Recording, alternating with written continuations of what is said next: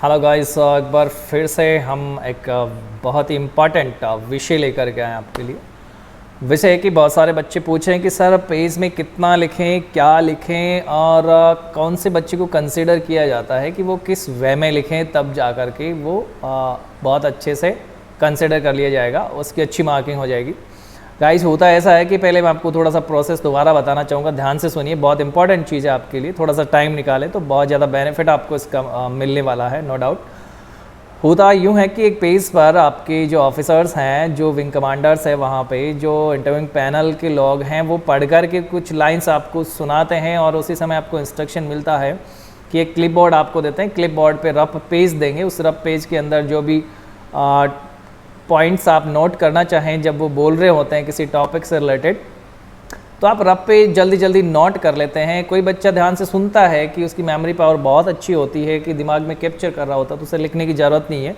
But मेरा मानना है कि आप लिखते जाएँ, जो जो की फीचर्स आपको बीच में अच्छे लगते हैं, पॉइंट्स सजेशंस अच्छे लगते हैं, वो आप ज़रूर लिखते जाएँ।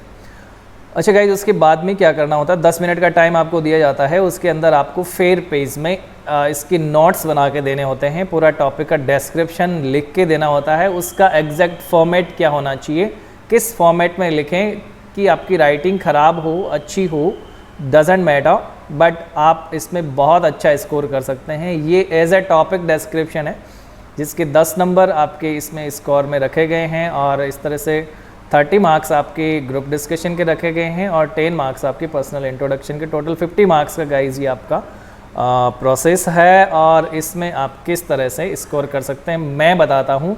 सबसे पहले मैं इस विषय पे बात करूँगा कि अब तक पिछले 2 दिनों में जो 16 जीडी के टॉपिक्स पूछे गए हैं वो कौन कौन से हैं, और इन टॉपिक्स पे आप किस तरह से नोट्स प्रिपेयर करें। मैं बिल्कुल आपको डेमो देकर के, एग्जाम्पल देकर के एक टॉपिक का, और बताऊंगा कि किस तरह से आप नोट्स प्रिपेयर करें तो आप सबसे अच्छा स्कोर ग्रुप डिस्कशन में जीडी के इस इवेंट में कर सकते हैं। गाइस, बने रहिए मेरे साथ। देखिए, सबसे पहले हम बात करते हैं उन टॉपिक्स की जो टॉपिक्स पूछे गए हैं। आर्टिफिशियल इंटेलिजेंस पूछा गया है, पॉल्यूशन पूछा गया है। कुछ बच्चों का मानना है कि सर ये साउंड पॉल्यूशन था, कुछ कह रहे हैं नॉइज़ पॉल्यूशन था, कुछ कह रहे हैं एयर पॉल्यूशन था, किसी का मानना प्लास्टिक पॉल्यूशन था।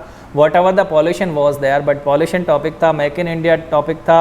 ओल्ड एज होम्स, जिसे रिटायर एज होम्स भी कहते हैं, ये टॉपिक्स आपको गाइज मेरी बुक में मिल जाएंगे। हो सकता है एक आधा टॉपिक नहीं हो, बट मोस्ट ऑफ टॉपिक्स मेरी बुक में कवर करते हैं। बुक्स में उसी फॉर्मेट में आपको टॉपिक्स दिए हुए हैं जिस फॉर्मेट में आपको अपनी फेयर पेज में वहाँ पे 10 मिनट के समय में आपको टॉपिक को नोट करना। मेरी बुक में इसकी साइज़ काफ़ी बड़ी है, क्योंकि मैं ग्रुप डिस्कशन के हिसाब से, बच्चों के पास सफिशिएंट मेट्रो, उसके हिसाब से टॉपिक की साइज़ रखता हूँ।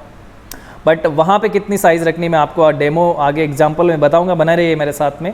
पीर प्रेशर टॉपिक आया गाइज, मेरी बुक में है। पीर प्रेशर का मतलब है कि अपने ऊपर ही प्रेशर होना।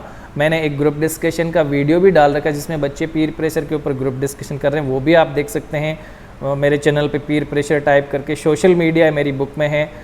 ये आया एडिक्शन ऑफ मोबाइल फ़ोन्स, ये भी बुक में आपको मिल जाएगा। एनसीसी ट्रेनिंग बहुत इंपॉर्टेंट है। एनसीसी ट्रेनिंग गर्ल्स के लिए अलाउ करना, बॉयज़ के लिए इसकी अलग से मार्किंग होना, ये बहुत ही इंपॉर्टेंट टॉपिक है कि इसका क्या रोल है, क्या बेनिफिट्स हैं। वीमेन एम्पावरमेंट बुक में है, बहुत इंपॉर्टेंट टॉपिक है, कहीं भी मिल जाएगा आपको, इंटरनेट पे भी मिल जाएगा। ऑटोमोबाइल्स टॉपिक आया गाइस, ऑटोमोबाइल्स का क्या फ्यूचर है और इसका क्या रोल है। Bicycle versus motor bike topic आया है। मिलिट्री ट्रेनिंग टॉपिक आया है। माइग्रेंट्स फ्रॉम पाकिस्तान, पाकिस्तान से आए हुए शरणार्थी, रिफ्यूजीज़, ऐसा कोई टॉपिक आया है। Indian sports and Olympics, India की क्या स्थिति है स्पोर्ट्स में, ओलंपिक्स में, कॉमनवेल्थ में। सीसीटीवी पे आज पूछा गया। मिड डे मील इंडिया में आज पूछे गए टॉपिक्स हैं। अब मैं आपको एक डेमो टॉपिक पे ले जाता हूँ। मेरा टॉपिक है मिड डे मील। करना क्या है गाइस, सबसे पहले ऊपर हेडिंग डालनी है, जिस तरह से मैंने डाल रखी है इसी तरह से आपको इसकी हेडिंग डालनी होती है। कुछ एक सेंटर्स पे आपको टाइटल बताते हैं टॉपिक का, कुछ एक सेंटर्स पे नहीं बताते हैं। यदि आपको टाइटल नहीं बताया तो टाइटल याद रख के ज़रूर लिखें, भूलना नहीं है। जिस किसी बच्चे ने टाइटल नहीं लिखा वो बाहर हो गया है गाइस। आप जो बच्चे बिना टाइटल की वजह से बाहर हुए हैं उनसे आप कांटेक्ट करके पूछ सकते हैं बशर्ते। अब मैंने मिड डे मील को डिफ़ाइन किया। सबसे पहले इसका मैं डेफिनेशन दे रहा हूँ, किस तरह से मैं इसका जो प्रीफेस रख रहा हूँ। देखिए, India is the second largest country in population. Population में भारत दूसरा दुनिया का बड़ा देश है। The population is the basic cause of poverty. Population ही एक सबसे आधारभूत कारण है, सबसे बेसिक कारण है जिसकी वजह से हमारे देश में पॉवर्टी, गरीबी बढ़ी है। और due to poverty most of the children are unable to get education. ये मैंने इसकी प्रस्तावना रख दी, प्रीफेस रख दिया कि एजुकेशन नहीं ले पा रहे हैं बहुत सारे चिल्ड्रन, क्योंकि हमारे देश में गरीबी है। गरीबी क्यों है? क्योंकि पॉपुलेशन की वजह से है। अब देखिए इसी में चल रहा है, अपना प्रीफेस में ही चल रहा है। एक पेरा छोड़ूंगा, पेरा छोड़ के आगे लिखूंगा। पेरा मतलब जैसे आप हल्का सा 2 टैब छोड़ते हैं।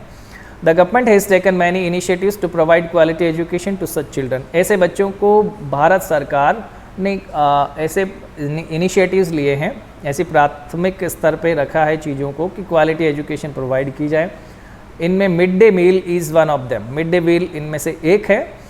इट इज़, आप मिड डे मील को वहाँ अंडरलाइन करेंगे गाइज अलग से, मैंने यहाँ पे इसका कलर चेंज कर दिया है। It is seen that such children are not receiving the required amount of calories to keep the body healthy. अपनी बॉडी को हेल्दी रखने के लिए ऐसे बच्चों के पास में सफिशेंट खाने का फूड नहीं होता, तो उनको कैलोरीज नहीं मिलती, और इसी वजह से ये बच्चे जो है वो कुपोषण के शिकार, मल न्यूट्रिशन के शिकार हो जाते हैं। अब आप अंडरलाइन करेंगे, यहाँ पे मैंने अंडरलाइन नहीं किया है की फीचर को। गाइज आप की फीचर को अंडरलाइन करिएगा और इसे हाईलाइट करिएगा। की फीचर जो है आपको किस वे में लिखना है गाइज। की फीचर देखिए, ये मैंने यहाँ पे की फीचर को अंडरलाइन नहीं किया, आप यहाँ पे इस की फीचर को अंडरलाइन करिए और उसके बाद में पॉइंट बना करके की फीचर्स लिखिए। The funds for this scheme are provided by the state government as well as the central government. इसके लिए फ़ंड कहाँ से मिलता है? मिड डे मील एक स्कीम है भारत सरकार की, जिसको 1995 में लॉन्च किया गया था, और ये फ़ंड स्टेट गवर्नमेंट भी देती है एज वेल एज। ये फ़ंड कौन देता है गाइज? ये फ़ंड आपको सेंट्रल गवर्नमेंट भी देता है, तो ध्यान रखें। Mid day meal scheme is an application under Sarva Shiksha Abhiyan. सर्व शिक्षा अभियान के तहत जो स्कीम है, सर्व शिक्षा अभियान, सभी को शिक्षा मिले, इसके अंडर में एक मिड डे मील स्कीम है जो इसके अंतर्गत आती है। इसमें कौन कौन सी स्कूल्स इंक्लूडेड है भाई? कौन कौन से शिक्षण संस्थान इंक्लूडेड है? गवर्नमेंट स्कूल्स इंक्लूडेड है। एजुकेशन गारंटी स्कीम्स के अंडर में जितने भी स्कूल्स आती है, चाहे वो प्राइवेट है चाहे गवर्नमेंट है, वो आती है। मदरसा आते हैं गाइज इसके अंडर में, एंड अदर ऑर्गेनाइजेशंस, और ऐसे ही दूसरे ऑर्गेनाइजेशन, चाहे वो एनजीओ के थ्रू चलते हो, चाहे चैरिटी से चलते हो, चाहे सेमी गवर्नमेंट हो या गवर्नमेंट हो, वो इस जो सर्व शिक्षा अभियान स्कीम के अंडर में आते हैं, वो मिड डे मील के हकदार हैं, वो ले सकते हैं इसका बेनिफिट। तीसरा पॉइंट मैंने इस तरह से बनाया, this programme was launched on 15 August 1995। ये बहुत ही अच्छा एक फैक्ट है जिसको आप रख सकते हैं। 1995 में 15 अगस्त को इस प्रोग्राम को लॉन्च किया गया था। Lunch is serve to the students who attend the school and the meals that the government offers are nutrition and healthy. इस स्कीम में क्या किया जाता है गाइज? स्टूडेंट को लंच दिया जाता है। क्या दिया जाएगा? लंच में पका हुआ अच्छा खाना, न्यूट्रिशियस खाना दिया जाता है, और गवर्नमेंट जो है वो न्यूट्रिशियस एंड हेल्दी फूड उनको ऑफर करती है। अगला पॉइंट मैंने इस तरह से रखा है, आफ्टर इंडिपेंडेंस, स्वतंत्रता के बाद में the first state to come up with the mid day meal scheme was Tamil Nadu. Tamil Nadu ही पहला ऐसा स्टेट है जो मिड डे मील की शुरुआत जिसने की थी। अब देखिए गाइस, अब एक काम करना बिल्कुल नहीं भूलें, वो है कंक्लूजन। कंक्लूजन करें आप, अंडरलाइन करना है इसको, कंक्लूड अपने टॉपिक को आपको करना ही करना है। अंडरलाइन इसको कर दिया। दो it is a great scheme for the development of the country. देखिए देश के विकास के लिए बहुत अच्छी स्कीम है हालांकि, बट फिर भी there are some challenges that the government has to face for the success of this scheme. इस स्कीम को सफल बनाने के लिए गवर्नमेंट के पास अब भी बहुत सारे चैलेंजेज है जिनको फेस करना है या कर रही है, विच कंसर्न द फूड क्वालिटी, जिसमें सबसे इम्पोर्टेंट जो रोल है क्या कि भाई फूड क्वालिटी जो है 19-20 इसमें हो सकती है। अब देखिए गाइस आगे इसमें the funds provided by the government for the mid day meal scheme were initially not utilize properly and the guidance were not being followed. ये जो कंक्लूजन में मैं इसकी नेगेटिव चीज़ें बता रहा हूँ, कंक्लूजन में आप पॉजिटिव चीज़ें बता सकते हैं, और कंक्लूजन में आप जो है वो सजेशंस बता सकते हैं। तो कंक्लूजन में मैंने जो चैलेंजेस आ रहे हैं, मतलब जो इसके कौन से है जो नेगेटिव एस्पेक्ट में कह सकता हूँ, ये मैंने रखे हैं, तो आप भी रख सकते हैं कि जो फंड प्रोवाइड किए जाते हैं उसका ठीक से यूटिलाइजेशन नहीं होता, काम में नहीं आते, ये आदि। तो देखिए गाइस, बहुत बड़ा आपको लग रहा होगा लेकिन बहुत बड़ा नहीं। जब लिखेंगे तो ये आपका एक पेज की लगभग 15-16 लाइन बनेगी मैक्सिमम, इतना आपको लिखना ही है। इसमें की फीचर्स रखिए, या फिर कोई टॉपिक ऐसा हो जिसमें प्रॉज एंड कॉन्स दोनों हो, जैसे सोशल मीडिया के इम्पैक्ट्स पॉजिटिव भी होते हैं नेगेटिव भी होते हैं, तो आप इसके फेवर में भी लिख सकते हैं, अगेंस्ट में भी लिख सकते हैं।